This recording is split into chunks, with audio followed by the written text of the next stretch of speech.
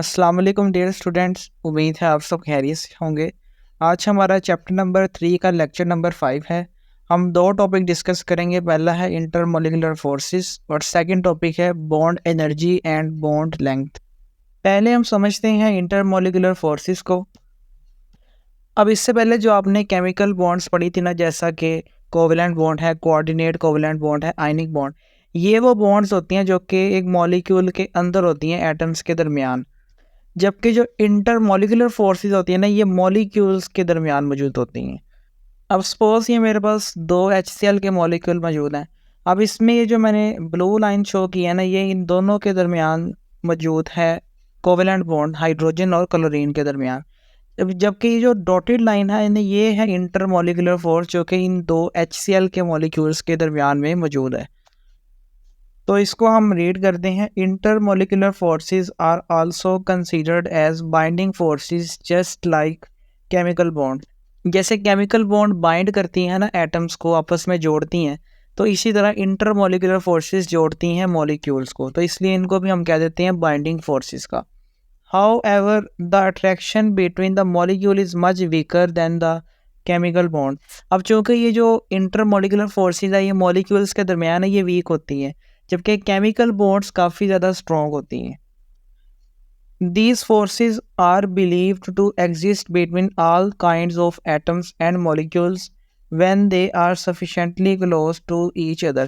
कहता जब मॉलिक्यूल्स या एटम्स आपस में एक दूसरे के करीब होते हैं ना, तो उनके दरमियान ये इंटरमोलिकुलर फोर्सेस डिवेलप हो जाती हैं।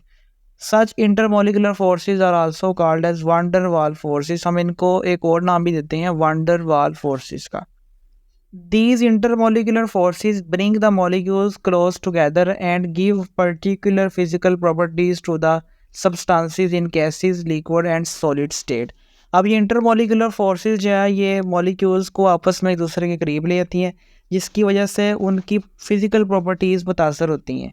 जैसे gases में और तरह की होंगी, इसलिए उनकी properties different होंगी। लिक्विड्स और सॉलिड में डिफरेंट तरह से मौजूद होंगे इंटरमोलिकुलर फोर्सेस, उनकी फिजिकल प्रॉपर्टीज़ डिफरेंट होंगी। तो इंटरमोलिकुलर फोर्सेस असरअंदाज होती हैं फिजिकल प्रॉपर्टीज़ के ऊपर। फिजिकल प्रॉपर्टीज़ में कई चीज़ें आ जाती हैं, जैसे मेल्टिंग पॉइंट, बॉइलिंग पॉइंट वगैरह। नेक्स्ट उसने इंटरमोलिकुलर फोर्सेस की कुछ टाइप्स के नाम यहाँ पर लिखे हुए हैं। पहली टाइप है instantaneous dipole induced dipole forces, और इसका दूसरा नाम होता है लंडन डिस्पर्जन फोर्सेस। दूसरी टाइप है परमानेंट डाइपोल फोर्सेस, और तीसरी टाइप है हाइड्रोजन बॉन्डिंग। अब ये तीनों टाइप्स एक्चुअली में जो चैप्टर नंबर 5 है आपकी इस बुक का, वहाँ पर इनको डिटेल से डिस्कस किए गए पूरे टॉपिक्स मौजूद हैं। तो यहाँ पर सिर्फ उसने नाम दिए हैं, डिटेल हम उस चैप्टर में जाके रीड करेंगे। अब हम आते हैं अपने मेन टॉपिक के ऊपर, जो कि है bond energy and bond length. Basically कोई भी केमिकल बॉन्ड है ना, उस बॉन्ड के अंदर उसकी एनर्जी क्या है और उस बॉन्ड की लंबाई क्या है, लेंथ क्या है, वो इस टॉपिक के अंदर डिस्कस करेंगे। पहले हम स्टडी कर लेते हैं बॉन्ड एनर्जी को। इसको उसने डिफाइन किया है, the bond energy is the average amount of energy required to break all bond of a particular type in 1 mole of a substance. हमारे पास कोई भी सब्सटेंस है, उसका 1 मोल मौजूद है। अब उस 1 मोल में जितनी भी बॉन्ड्स होंगे ना, उन सब को ब्रेक करने के लिए जो एनर्जी हमें देनी पड़ेगी ना, जिससे वो बॉन्ड्स ब्रेक हो जाए, उस एनर्जी को नाम दिया जाता है बॉन्ड एनर्जी का। अब सपोज मेरे पास एक HCl का मॉलिक्यूल मौजूद है, उसमें हाइड्रोजन और क्लोरीन के दरमियान ये बॉन्ड मौजूद है। अब मैं इस बॉन्ड को ब्रेक करना चाहता हूँ, तो मुझे यहाँ पर ना एनर्जी सप्लाई करना पड़ेगी। उस एनर्जी को नाम दिया जाता है बॉन्ड एनर्जी का। It is determined experimentally by measuring the heat involved in a chemical reaction and its unit is kilojoule per mole। अब इसको हम मेजर कैसे करते हैं, वो हम एक्सपेरिमेंट के थ्रू मेजर करते हैं कि ये बॉन्ड ब्रेक हुआ तो कितनी एनर्जी हमने दी है, तब जाके ये ब्रेक हुआ है। उसको हम बॉन्ड एनर्जी का नाम देते हैं, और इसको हम मेजर करते हैं किलो जाउल पर मोल। यानी 1 मोल बॉन्ड्स अगर हैं एटम्स में, तो उसको ब्रेक करने के लिए कितनी एनर्जी हमें रिक्वायर है। Bond energy is a measure of the strength of a bond and it's reactivity. Bond energy हमें ये भी बताती है कि जो बॉन्ड बना हुआ है वो कितना मजबूत है, उसकी कितनी स्ट्रेंथ है, और दूसरा क्या वो रिएक्टिव है या नहीं है। The strength of a bond depends upon the following factors. अब बॉन्ड कितना स्ट्रॉन्ग है, उसकी स्ट्रेंथ कितनी, ये मज़ीद दो चीज़ों पे डिपेंड करता है। एक तो ये डिपेंड करता है electronegativity difference of bonded atoms, जिन एटम्स के दरमियान बॉन्ड बना हुआ है उन दोनों एटम्स की इलेक्ट्रोनेगेटिविटी में कितना डिफरेंस आ रहा है, तो उस पर बॉन्ड की ताकत डिपेंड करती है। और दूसरा ये डिपेंड करती है साइज़ ऑफ एटम, यानी जो एटम बॉन्ड बना रहे हैं उन एटम्स का साइज़ कितना है, वो छोटे साइज़ के हैं या बड़े साइज़ के हैं, उससे भी बॉन्ड की स्ट्रेंथ मुतासर होती है। नेक्स्ट आपकी बुक में ना ये टेबल मौजूद है, इस टेबल में उसने मुख्तलिफ बॉन्ड्स बनी हुई हैं जो एटम्स के दरमियान, उनकी बॉन्ड एनर्जीज दी हुई हैं।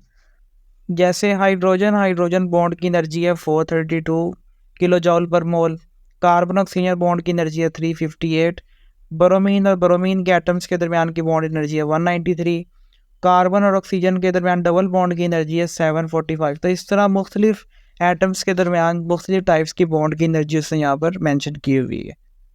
अब वो लिख रहा है कि let us consider the role played by the electronegativity difference. हम यहाँ चेक करते हैं कि इलेक्ट्रोनेगेटिविटी डिफरेंस से बॉन्ड एनर्जी में क्या चेंज आता है। Look at the bond energies of H X type of compound where X is fluorine, chlorine, bromine, iodine. अब पहले उसने यहाँ पर एग्जांपल दिया कि आप बॉन्ड एनर्जीज को कंपेयर करें हाइड्रोजन के एटम के दरमियान और हेलोजेंस के एटम के दरमियान, एच और एक्स, यानी एक्स का मतलब है हेलोजेंस। तो हम यहाँ पे मुख्तलिफ हेलोजन्स और हाइड्रोजन के एटम के दरमियान बॉन्ड एनर्जी चेक करते हैं। फॉर एग्जांपल ये हाइड्रोजन और फ्लोरीन का बॉन्ड है, इसकी बॉन्ड एनर्जी है 565। हाइड्रोजन क्लोरीन की बॉन्ड एनर्जी है 427। हाइड्रोजन और ब्रोमीन के एटम के दरमियान बॉन्ड एनर्जी है 363 और हाइड्रोजन आयोडीन की बॉन्ड एनर्जी है 295। अब अगर आप इन चारों पे गौर करें तो इन चारों के अंदर जो फ्लोरीन है ना उसकी इलेक्ट्रोनेगेटिविटी सबसे ज़्यादा है, उससे कम आती है क्लोरीन की, उसके बाद है ब्रोमीन की और सबसे कम में इन चारों में आयोडीन की। अब जब इलेक्ट्रोनेगेटिविटी कम होती है ना तो बॉन्ड एनर्जी भी कम होती है। इसलिए अगर आप देखें तो ये वैल्यूज़ जो है ना वो डाउनवर्ड डिक्रीज कर रही हैं। सबसे कम वैल्यू आ रही है आयोडीन की जो कि है 295 और मैक्सिमम है फ्लोरीन की जो कि है 565। तो इलेक्ट्रोनेगेटिविटी डिफरेंस कम होने की वजह से बॉन्ड एनर्जी भी कम हो जाती है। The data shows that the bond energy of a bond rises with the increase electronegativity difference between the bonded atoms. इस डाटा से हमें मालूम हुआ कि जब इलेक्ट्रोनेगेटिविटी का डिफरेंस बढ़ता है तो बॉन्ड एनर्जी भी इंक्रीज हो जाती है। अब वो यहाँ पर रीज़न बताएगा कि इलेक्ट्रोनेगेटिविटी डिफरेंस बढ़ने से बॉन्ड एनर्जी कैसे इंक्रीज होती है। As the electronegativity difference increases, the bond polarity also become greater, and this give rise to additional attractive forces for binding the atoms. यानी जब इलेक्ट्रोनेगेटिविटी का डिफरेंस बढ़ता है ना तो बॉन्ड ज़्यादा पोलर हो जाता है। यानी जैसे ये हाइड्रोजन और फ्लोरीन का बॉन्ड है, इसमें इलेक्ट्रोनेगेटिविटी डिफरेंस ज़्यादा है, लिहाजा ये बॉन्ड ज़्यादा पोलर होगा। जबकि जो हाइड्रोजन और आयोडीन का बॉन्ड है ये कम पोलर है, इसमें इलेक्ट्रोनेगेटिविटी का डिफरेंस कम है। तो जब बॉन्ड की पोलैरिटी बढ़ती है ना तो जो एटम्स हैं उन पर आहिस्ता आहिस्ता चार्ज ज़्यादा आना शुरू हो जाता है, जिसकी वजह से उनकी आपस में अट्रैक्शन ज़्यादा हो जाती है और बॉन्ड हमारा स्ट्रॉन्ग हो जाता है। और जब बॉन्ड स्ट्रॉन्ग हो जाएगा तो उसको ब्रेक करने के लिए एनर्जी भी ज़्यादा रिक्वायर होगी, लिहाजा हम कह देंगे कि बॉन्ड एनर्जी इंक्रीज़ कर जाती है। This is why the bond energy for hydrogen fluoride is higher than for HI। इसलिए HF की एनर्जी ज़्यादा है HI की निस्बत। नेक्स्ट वो लिख रहा है कि it may be noted that the energies of multiple bonds are greater than those of single bond. वो बॉन्ड्स जिनमें डबल या ट्रिपल बॉन्ड मौजूद है उनकी एनर्जी ज़्यादा होती है सिंगल बॉन्ड की निस्बत। जैसे ये कार्बन कार्बन बॉन्ड सिंगल है, इसकी एनर्जी है 347, जबकि यहाँ कार्बन और कार्बन के दरमियान डबल बॉन्ड है, इसकी एनर्जी 614 है जो कि काफ़ी ज़्यादा है। और तीसरे नंबर पे कार्बन और कार्बन में ट्रिपल बॉन्ड, तो इसकी एनर्जी और ज़्यादा है 839 किलो जूल पर मोल। तो जब बॉन्ड डबल या ट्रिपल हो जाता है तो उसकी बॉन्ड एनर्जी भी इंक्रीज़ कर जाती है। इसलिए उसने यहाँ पर ऑर्डर लिखा है कि कार्बन ट्रिपल बॉन्ड की एनर्जी कार्बन डबल बॉन्ड से ज़्यादा और कार्बन डबल बॉन्ड की एनर्जी कार्बन सिंगल बॉन्ड से ज़्यादा होती है। इसी तरह अगर आप गौर करें तो यहाँ पर कार्बन नाइट्रोजन सिंगल बॉन्ड की एनर्जी है 305, जबकि यहाँ पर है कार्बन नाइट्रोजन ट्रिपल बॉन्ड तो उसकी एनर्जी है 615। यहाँ पर कार्बन ऑक्सीजन सिंगल बॉन्ड की एनर्जी 358 है, जबकि कार्बन ऑक्सीजन डबल बॉन्ड की एनर्जी है 745। नाइट्रोजन ऑक्सीजन सिंगल बॉन्ड की एनर्जी है 201, जबकि नाइट्रोजन ऑक्सीजन डबल बॉन्ड की एनर्जी है 607। दूसरे नंबर पे आता है बॉन्ड लेंथ। बॉन्ड लेंथ का मतलब होता है कि जब दो एटम्स आपस में कोवेलेंट बॉन्ड बनाते हैं तो उनके न्यूक्लियस के दरमियान कितना फासला है, उसको हम नाम देते हैं बॉन्ड लेंथ का। Bond length is the distance between the nuclei of two atoms forming a covalent bond. तो जब दो एटम्स आपस में कोवेलेंट बॉन्ड बनाएंगे उनके न्यूक्लियस के दरमियान फासले को हम नाम दे देंगे बॉन्ड लेंथ का। जैसे ये एक हाइड्रोजन का एटम है, इसका दरमियान में न्यूक्लियस मौजूद है, और ये हाइड्रोजन का दूसरा एटम है जिसका सेंटर में न्यूक्लियस मौजूद है। तो इन दोनों के न्यूक्लियस के दरमियान फासला क्या होगा? Bond length.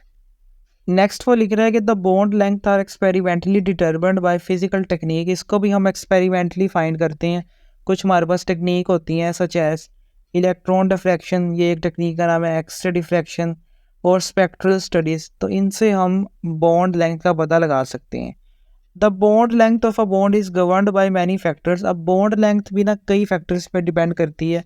कौन कौन से हैं? एक तो वो डिपेंड करती है इलेक्ट्रोनेगेटिविटी पे, दूसरा वो डिपेंड करती है एटम के साइज़ पे, और तीसरा वो डिपेंड करती है the nature of covalent bond के कोवेलेंट बॉन्ड सिंगल है, डबल है या ट्रिपल है।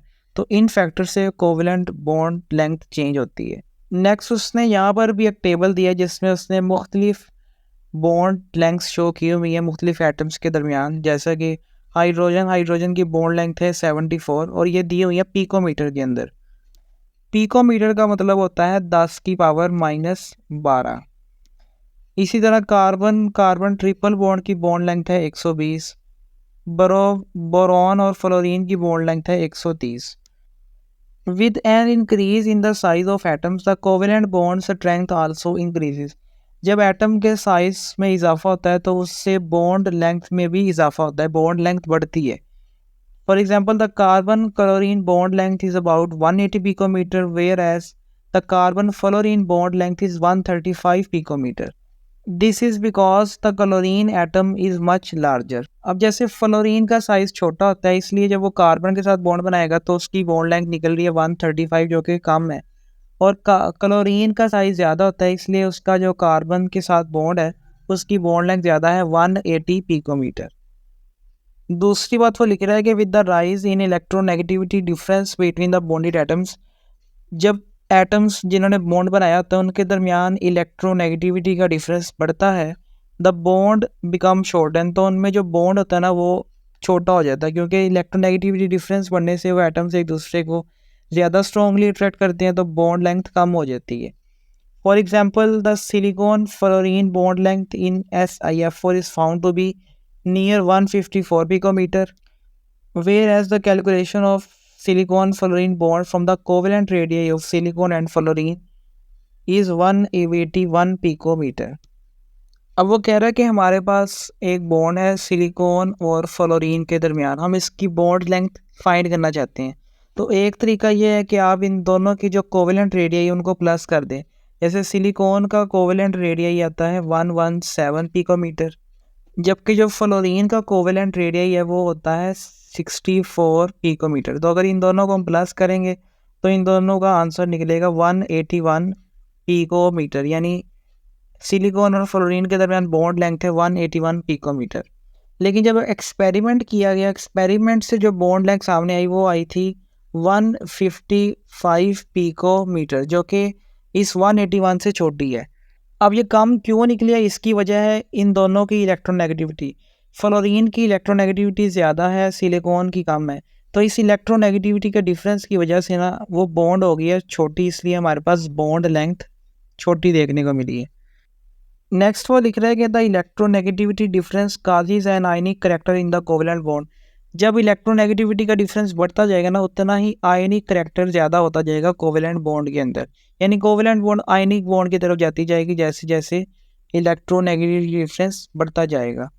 The ionic character result in the shortening of bond length due to the additional attraction between the bonded atom. और जितना आयनिक करैक्टर ज़्यादा होगा उतना ही एटम्स के दरमियान अट्रैक्शन बढ़ेगा, और अट्रैक्शन बढ़ने से बॉन्ड लेंथ कम हो जाएगी।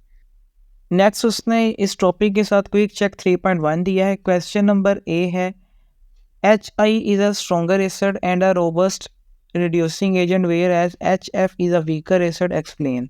रोबस्ट का मतलब होता है स्ट्रॉन्ग, यानी वो हमसे पूछ रहा है कि जो HI है वो स्ट्रॉन्गर एसिड भी है और एक स्ट्रॉन्गर रिड्यूसिंग एजेंट भी है। जबकि जो HF है वो वीकर एसिड है, तो आपने इसकी वजह बतानी है।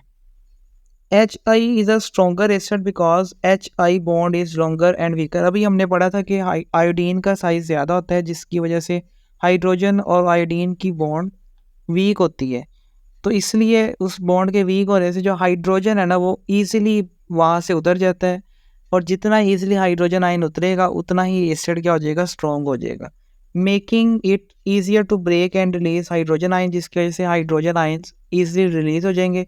जबकि अगर हम बात करें HF की, तो HF में जो बॉन्ड है वो स्मॉल होती है और वो स्ट्रॉन्ग भी होती है, so it is less likely to ionise and release H+ ion making it weaker acid, जिसकी वजह से इस बॉन्ड में से H+ आयन का निकलना ज़रा मुश्किल है, लिहाजा HF जो है वो वीकर एसिड होता है। दूसरे नंबर पे उसने पूछा है रिड्यूसिंग एजेंट के हवाले से।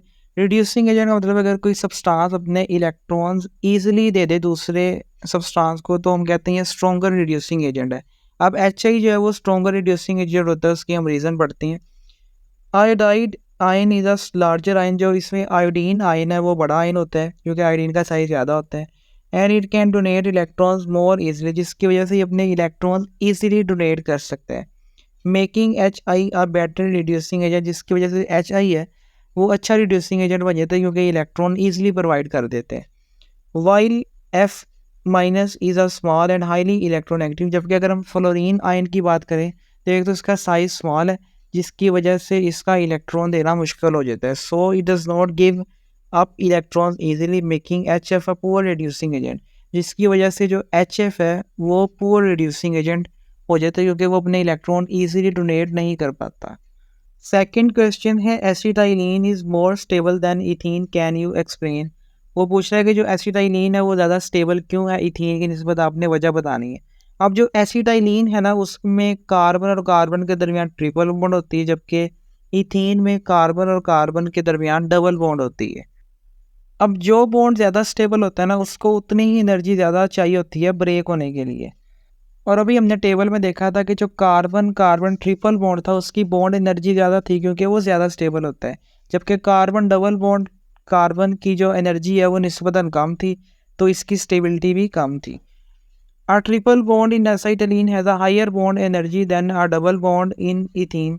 जो एसिटाइलिन है उसमें कार्बन कार्बन ट्रिपल बॉन्ड है, लिहाजा उसकी बॉन्ड एनर्जी ज़्यादा होगी इथीन की निस्बत, जहाँ पर कार्बन कार्बन डबल बॉन्ड मौजूद है।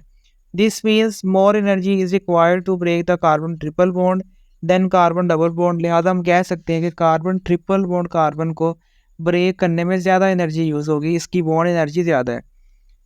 Higher bond energy is equal to greater stability, और जितनी बॉन्ड एनर्जी ज़्यादा चाहिए होगी उतना ही वो बॉन्ड स्टेबल होगा। Also the carbon triple bond is shorter than carbon carbon double bond, meaning the atoms are held more tightly together in acetylene. और दूसरी बात यह कि जो कार्बन ट्रिपल बॉन्ड कार्बन है उसकी बॉन्ड लेंथ कम है, इसका मतलब है कि उसमें जो एटम्स है वो एक दूसरे के करीब मौजूद हैं, लिहाजा इससे भी बॉन्ड क्या हो जाएगा, स्टेबल हो जाएगा और मजबूत हो जाएगा। अगर आपको यहाँ तक लेक्चर समझ में आ गया तो वीडियो को लाइक और चैनल को सब्सक्राइब कर दें। नेक्स्ट उसने ये स्मॉल टॉपिक दिया जिसमें जो हम बॉन्ड अब तक पढ़ चुके हैं उनको इसने यहाँ पर कंपेयर किया है। A comparison among ionic covalent metallic bond and intermolecular forces. Chemical bond, for example, ionic, covalent, and metallic bond are usually termed as true chemical bond as they affect the chemical properties of a substance। अभी जो chemical bond हमने पढ़ी थी जिसमें आयनिक, covalent और coordinate covalent bond शामिल थी, इनको हम कहते हैं ये हकीकी केमिकल बॉन्ड है क्योंकि इसकी वजह से सब्सटेंसेस की केमिकल प्रॉपर्टीज़ में चेंज आता है। अब हम इसको यहाँ पर कंपेयर करते हैं इंटरमॉलिक्यूलर फोर्सेस के साथ। Firstly chemical bond result in the formation of new species through the transfer and sharing of electrons. अब जो कि केमिकल बॉन्ड में हम इलेक्ट्रॉन्स को मूव करते हैं, चाहे वो हम शेयर करें या ट्रांसफ़र करें, जिसकी वजह से केमिकल प्रॉपर्टीज़ में चेंज आ जाता है, और जब रिएक्शन होता है तो एक नया कंपाउंड बन जाता है इस रिएक्शन की नतीजे में। Whereas intermolecular forces act to bring molecule closer and influence the physical properties. जबकि जो इंटरमॉलिक्यूलर फोर्सेज हैं वो फिजिकल प्रॉपर्टीज़ में चेंज लग जाती हैं, उनका केमिकल प्रॉपर्टीज़ से कोई लेना देना नहीं होता। However, such a clear distinction between the chemical bond and intermolecular force is not possible। लेकिन वो कह रहा है ये जो हमने कंपैरिजन किया ना कि chemical bond chemical properties change करती हैं, intermolecular forces physical properties change करती हैं। ये इन दोनों में हकीकी कंपैरिजन नहीं है, बल्कि असल कंपैरिजन इसका हम रीड करते हैं। असल जो मुख्तलिफ बॉन्ड्स के अंदर फ़र्क होता है ना, वो होता है बॉन्ड स्ट्रेंथ का, कि कौन सी बॉन्ड कितनी स्ट्रॉन्गर है।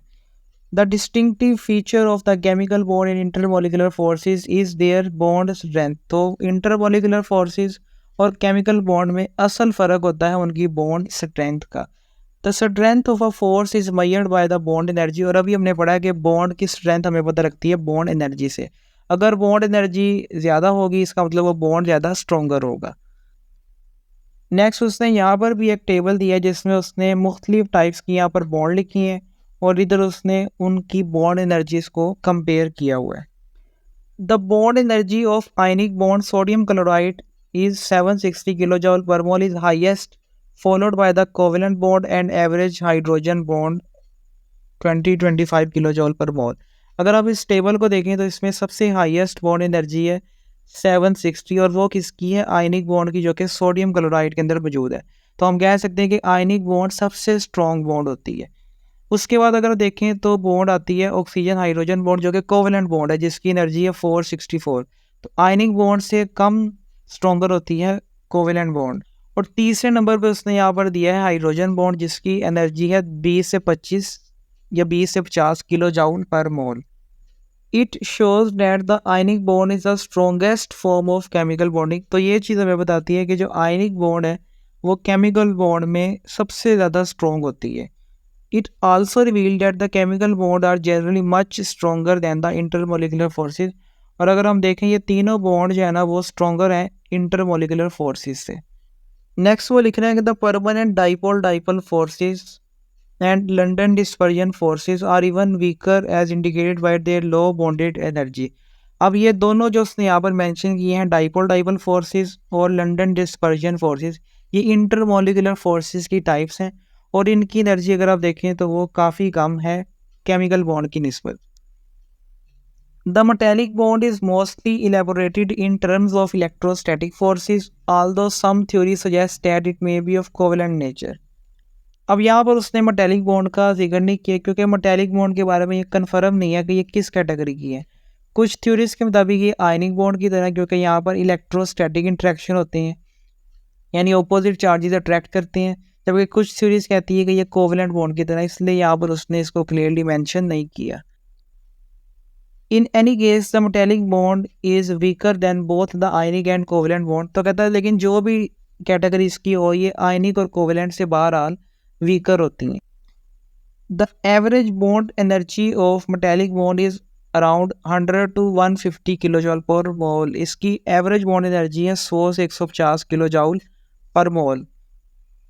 A satisfactory argument for the low strength of metallic bond is extensive delocalization of electrons with the metallic crystal।